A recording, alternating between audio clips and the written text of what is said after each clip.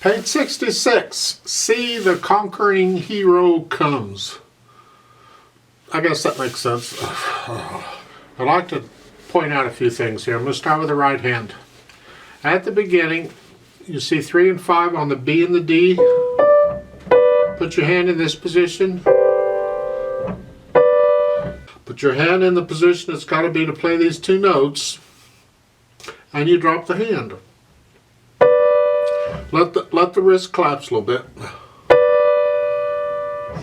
Rhythm, you got a dotted rhythm. 4/4 time. 1 and 2 and 3 and 4 and 1 and. Second line, eighth notes. 1 and 2 and. Staccato. If you don't want to put the thumb on the F sharp, and there is an F sharp because it's in the key signature, we're in the key of G major, you can use 2 and 3 or 2 and 4. It's up to you. Gotta move your hand a little bit, that's okay. So that second measure, or the second line there, the first measure, that's okay. Using 2 and 4 if you want, or 1 and 2 if you want. Then third line, you gotta move your hand up. You got a quarter rest to do it in. You got time.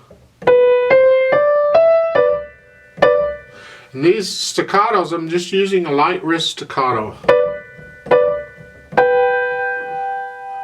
The last note in the third line, second finger on that. And then they're saying for the last line on page 66, it's 1, come over, they say crossover. Put your third finger on the B. If you're practicing the G major scale, this should be easy for you because this is the fingering for the scale.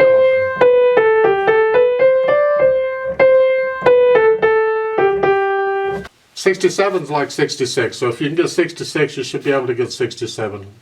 And the left hand, you just got the chords. You're starting out with the G and the D. It's a 1 chord, it's a G chord, you're just not using the middle note.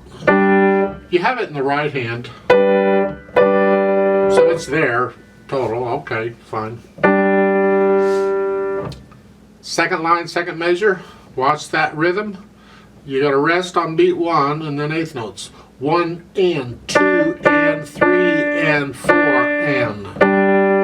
And again on these chords, I'm putting my hand in the position for the chord, I'm lowering the hand, and I'm collapsing the wrist a little bit.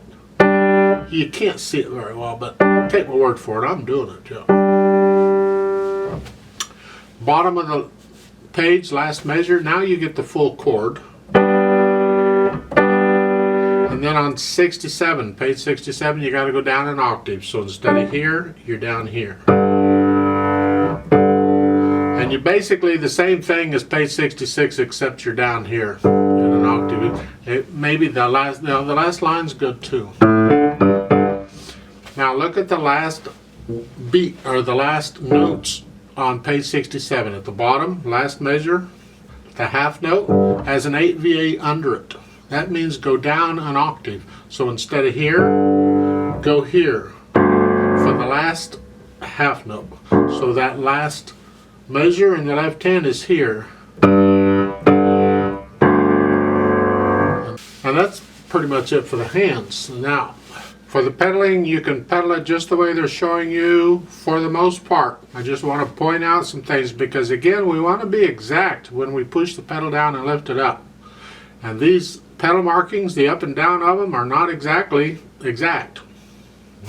So, at the beginning, I'm going to push the notes down and then the pedal at the beginning. I'm going to leave it down for the measure. And when I play the notes in the next measure, I'm going to lift it up. And then it stays up until the second measure of the second line. I'm going to push it down right after I play the notes in the left hand. So it's here. And then I'm going to lift it up when I play the notes, or right after I play the notes in the next measure. So I'm connecting the left hand.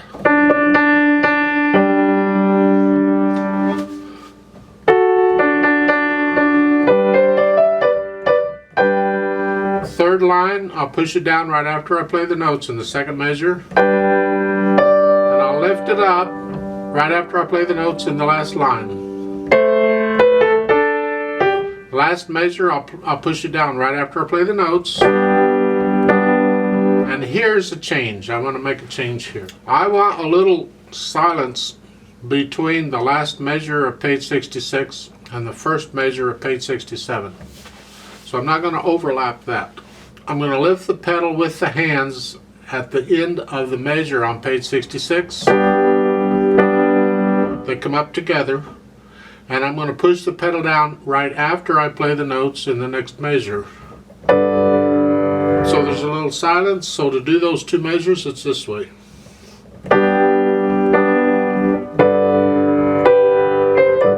I can make some other changes, but I won't. We'll just stick with that for now. And then the pedaling on 67 is the same as 66. And at the end, the very end, that last measure, the pedal and the hands come up at the same time. This says majestically. Majestically is not a tempo. It's a style, it's a feeling, which is good. Music is feeling. So if you're going to feel majestic, how fast would you play it? Well, there are different things.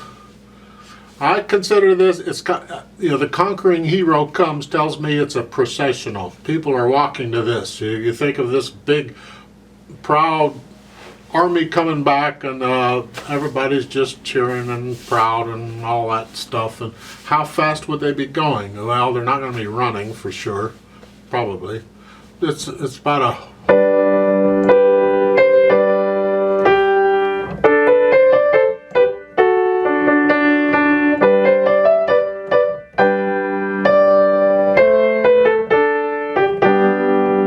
1, 2, 3, 4, 1. You don't start out that speed. You start out slow and gradually speed it up, because the notes and rhythm and pedaling and everything has to be accurate. Dynamic wise, they don't give you much in dynamics. They stay soft at the beginning, and that's the melody. And the melody is the top note of the right hand.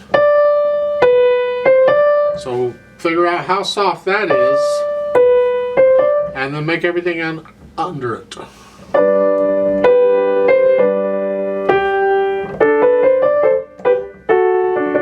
Then when you get over to page 67, now it's loud. Now it's here. Again, it's the melody that's loud. Keep everything else softer.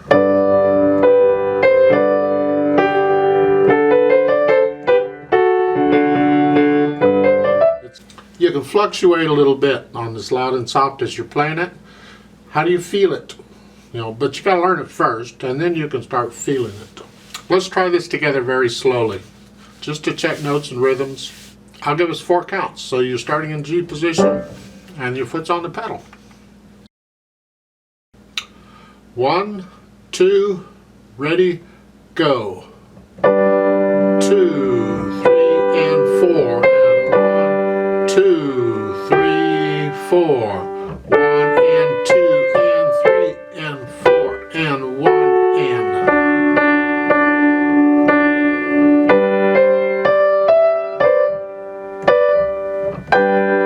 2, 3, 4.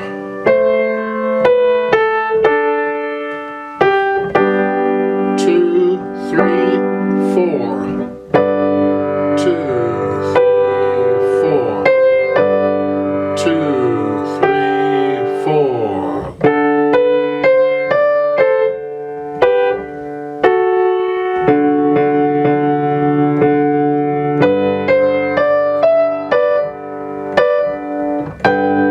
2, 3, 4.